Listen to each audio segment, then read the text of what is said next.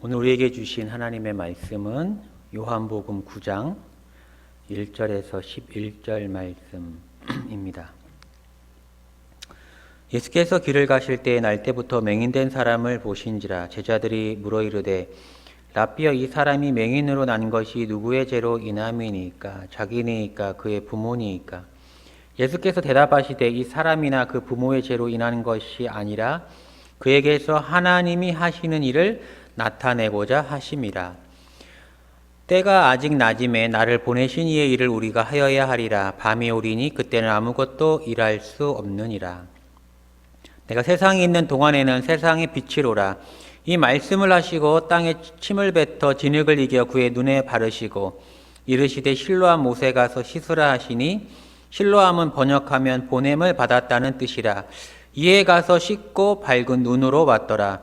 이웃 사람들과 전에 그가 거리는 것을 보았던 사람들이 이르되 이는 앉아서 구걸하던 자가 아니냐? 어떤 사람은 그 사람이라 하며 어떤 사람은 아니라 그와 비슷하다 하거늘 자기 말은 내가 그러하니. 그들이 묻되 그러면 내 눈이 어떻게 떠졌느냐?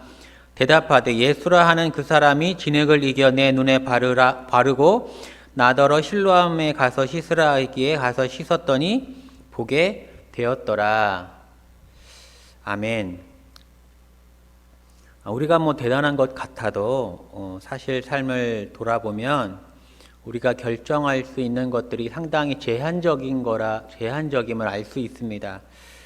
사람이 얼마나 나약한 존재인지 알 수 있는 것 중에 하나가 우리는 주어진 환경에서 살아야 한다는 것입니다.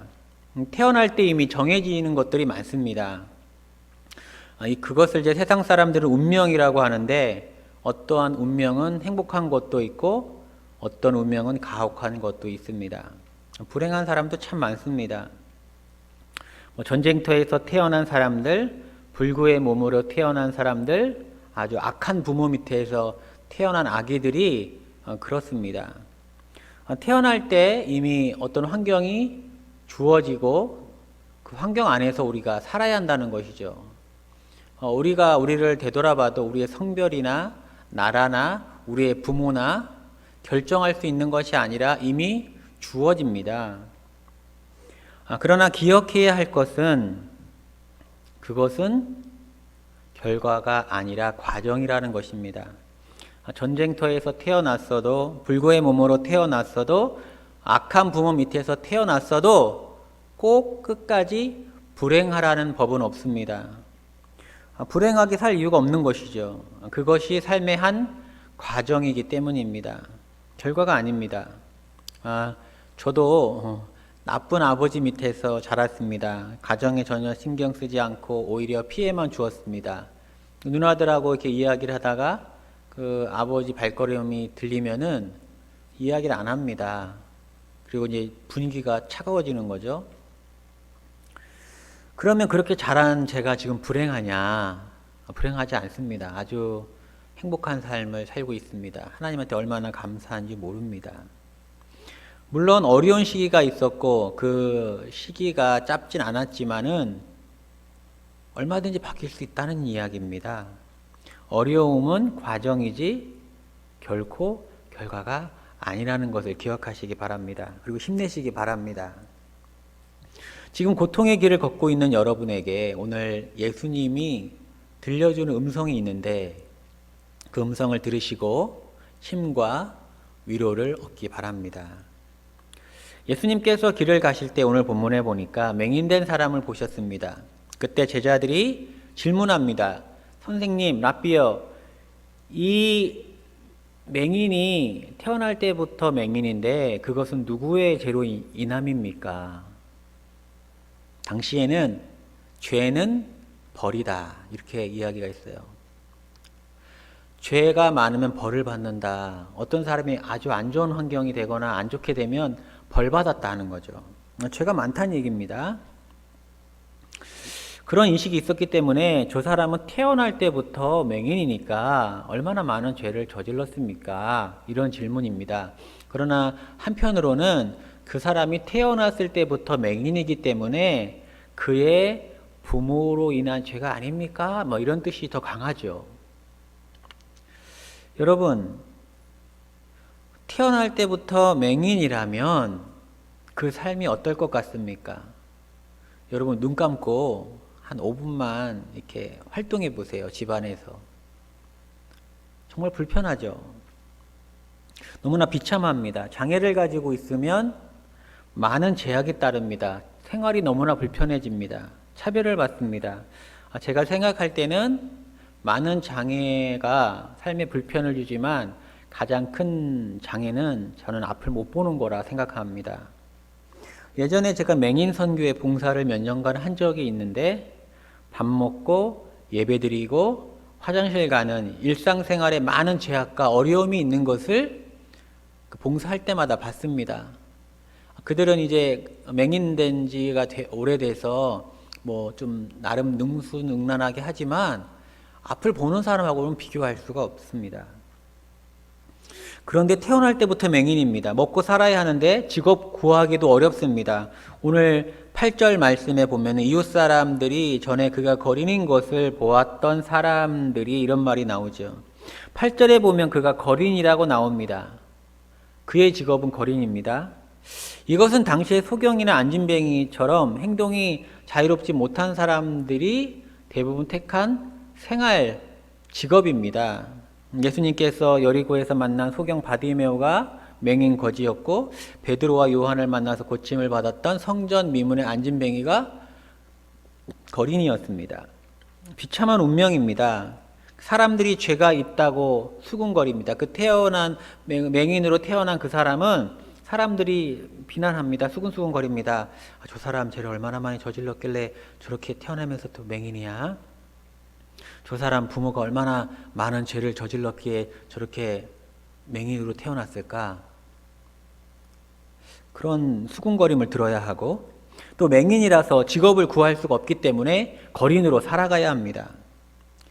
그런데 예수님은 이 맹인을 통하여 그 부모나 그의 죄를 본 것이 아니라 하나님이 하시고자 하는 일을 보았다는 겁니다. 3절 말씀.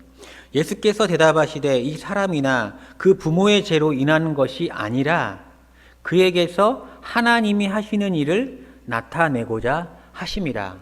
그에게서 하나님이 하시는 일을 나타내고자 하심이라.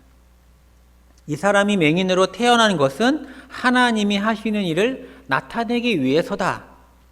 하나님이 살아계시고 역사하는 분임을 알게 하기 위해서다. 눈을 뜨게 함으로 하나님의 역사하심이 큰 것을 알게 하기 위함이다. 사람들도 몰랐고 그 맹인도 몰랐습니다. 만약 알았더라면 그가 더 소망을 가지고 살았을 것입니다.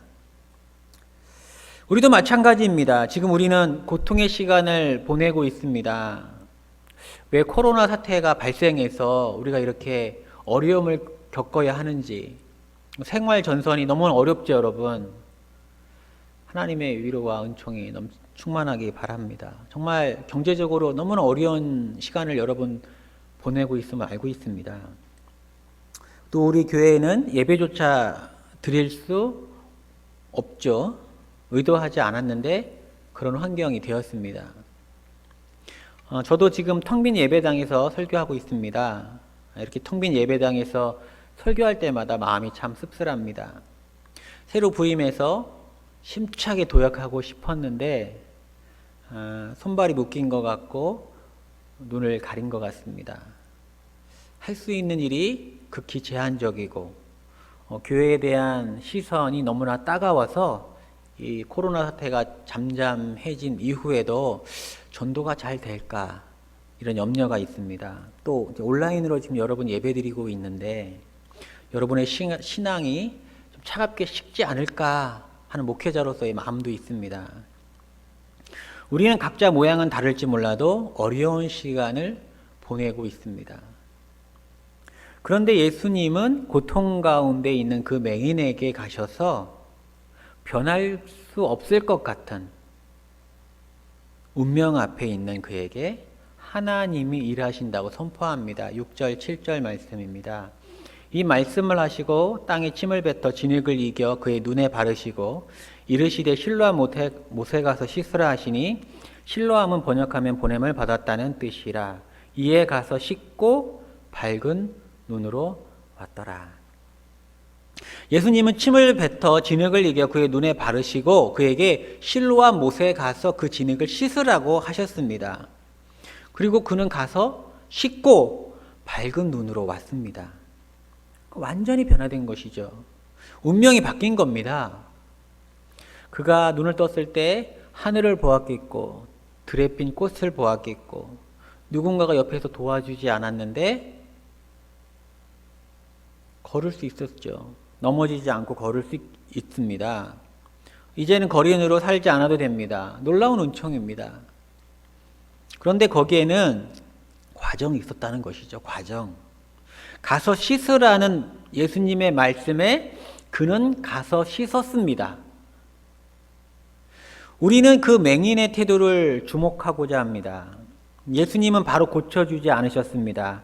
안수하거나 말씀으로 그 현장에서 바로 고쳐줄 수 있음에도 불구하고 오히려 진흙을 바르시고 실로암 못에 가서 씻으라 하셨습니다. 그가 어떻게 실로암까지 갈 수 있었을까요? 방법을 묻는 것이 아니라 그의 태도를 묻는 것입니다. 그가 어떤 마음이면 실로암까지 갈 수 있었겠느냐 이 말이죠. 예수님 말씀이 믿어지면 그는 실로암까지 갈 수 있습니다. 예수님 말씀이 만약 믿어지지 않으면 그냥 진흙을 닦아낼 것입니다. 뭐 하는 거야? 단순하지만 매우 중요한 이야기를 우리에게 해주고 있습니다. 예수님 말씀이 믿어져야 실로암까지 걸어갈 수 있습니다. 여러분 생각해 보세요. 그는 여전히 맹인입니다. 이제 눈에 진흙도 발라져 있습니다. 그리고 맹인이라 실로암을 물어 지나가는 사람을 다 잡아가지고 물어 찾아가야 합니다. 쉽게 말해서 고생해야 합니다. 여전히 못 보는 눈으로 더러운 모습으로 실로암이 어디 있는지도 모르는데 사람들에게 물어 그 현장을 찾아가야 합니다. 그런데 왜 그가 그런 고생을 감수했느냐 말이죠. 예수님이 믿어졌기 때문입니다. 예수님의 말씀이 믿어졌기 때문입니다. 예수님의 말씀처럼 실로암 못에 가서 그 실로암 못으로 이 진흙을 닦아내면 내가 눈을 뜰 것이라고 하는 확고한 믿음이 있었다는 거예요. 믿음이 있으면 고생해도 실로암 못을 찾아갈 수 있습니다. 불안한 마음 아니고 평안한 모습으로, 희망에 찬 모습으로 그 고생을 감내할 수 있습니다. 그래서 우리에게 예수님을 믿는다는 것은 너무너무 중요합니다, 여러분. 환경이 중요한 게 아니라 우리가 어느 환경이냐에 따라 상관없이 예수님을 진실로 믿고 있느냐, 이것이 정말 중요합니다. 지금은 어려운 시기입니다. 코로나에 걸려 아플까봐 두렵고 경제난에 힘이 듭니다. 교회는 모이지 못하고 있고 온라인으로 예배드리고 있습니다. 이런저런 두려움과 걱정이 우리를 감싸고 있습니다. 왜 이런 상황이 됐는지 모르겠고 또 언제가 돼야 이런 상황에서 완전히 자유롭게 될지도 우리 아무도 모릅니다. 그러나 이렇게 앞이 보이지 않는 상황에서도 주님의 따스한 음성 들을 수 있기를 소망합니다. 하나님이 하시는 일을 나타내고자 하심이라. 지금 이러한 상황 가운데서도 하나님이 하시는 일을 나타내고자 하심이라. 사랑하는 성도 여러분, 힘내시기 바랍니다. 지금의 고난은 과정이지 결코 결과가 아닙니다. 우리가 예수님을 온전히 믿고 나갈 때 눈을 뜰 것입니다. 그리고 우리에게 행하신 하나님의 크신 일을 목도하게 될 것입니다. 할렐루야. 기도하겠습니다. 은혜의 하나님, 사랑의 하나님 감사합니다. 우리가 지금 맹인인 것처럼 우리 앞날이 보이지 않습니다. 너무나 막막하고 힘이 빠집니다. 하나님, 그러나 그 맹인이 예수님 만나서 변화됐습니다. 동일하게 예수님이 우리 곁에 계십니다. 그가 눈을 뜰 수 있었던 것은 예수님 말씀 믿고 실로암에 갔기 때문입니다. 주님, 우리가 실로암까지 갈 수 있도록 믿음을 주옵소서. 의심하지 아니하고 온전하게 주님을 신뢰하면서 실로암까지의 여정을 소망과 희망 가운데 걸어가게 하옵소서. 그리하여 눈을 뜨는 그날 하나님이 우리에게 이 고난 가운데서도 행하신 일들을 찬양하게 하여 주옵소서. 이 모든 말씀 우리 주 예수님의 이름으로 기도합니다. 아멘.